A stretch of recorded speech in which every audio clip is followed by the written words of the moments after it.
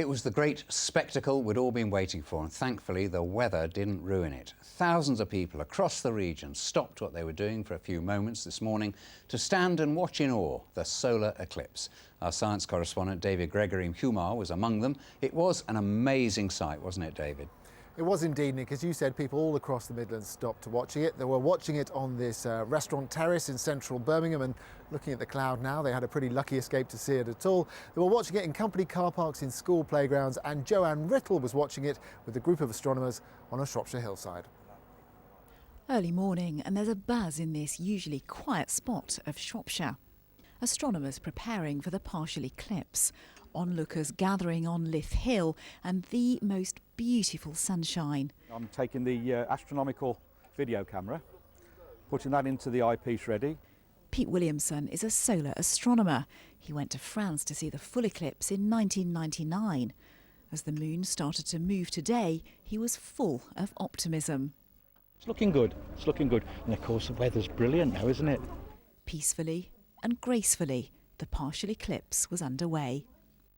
It's amazing. We're almost at the peak now and it's starting to feel a little bit chilly and it's going a little bit darker.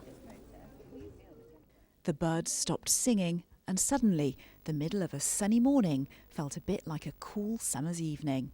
We're at about 95% coverage of the sun, so that's the peak. It's making the hair stand up on the back of my neck, and the images that are coming back are so sharp. But it's not just down to clear sky. You need a thing called the jet stream to be out the way. And it's out the way today, so it's allowing us to get a really, really clear view. We've now got what looks like a crescent moon of the sun, if you like. There's just that nice little slither round the bottom. It's looking really, really good at the moment. How are you feeling to be here watching it? A bit cold, actually. It's gone a bit chilly now, as it does when the moon crosses the sun. I was coming up for a ride this morning. Obviously knew the eclipse was happening. I didn't think about how many people would be up here. It's absolutely great to be able to see this, and it's not going to happen for a very long time afterwards. Not until 2026 will the skies here give us this. Joanne Rittall, BBC Midlands Today on Lith Hill. So that's what you can see with some pretty expensive high-tech solar telescopes. But I went to watch the eclipse with a group of school children in Wolverhampton, and they were using these simple paper solar glasses to watch the eclipse, but they were still determined to do some pretty useful science as they observed it. And my report also contains some of the best video and pictures you've been sending us all day. All Saints Primary School near Wolverhampton, a very lively location for a bit of eclipse watching and, yes, some science. Just how far will the temperature drop as the sun disappears? Yeah, I've really felt my hands. I'm actually shaking at the moment. It's getting pretty cold.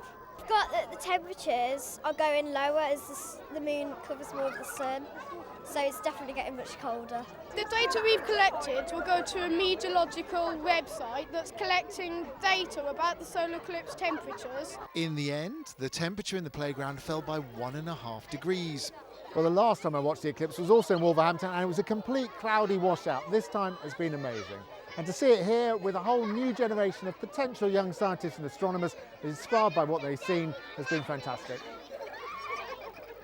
In Kidderminster, viewer Anita Lysette proved a colander can be used for eclipse viewing, producing tons of tiny crescent suns.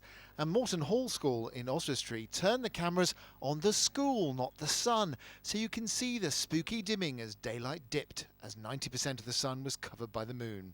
And Midlands Today cameraman Tom Grahl sent these pictures from holiday in Lanzarote. 3,000 kilometres south of the Midlands, the moon covered much less area of the sun itself. I can see it right now. Earlsdon Primary in Coventry even had an eclipse picnic for parents and children on the school playground. It is really amazing.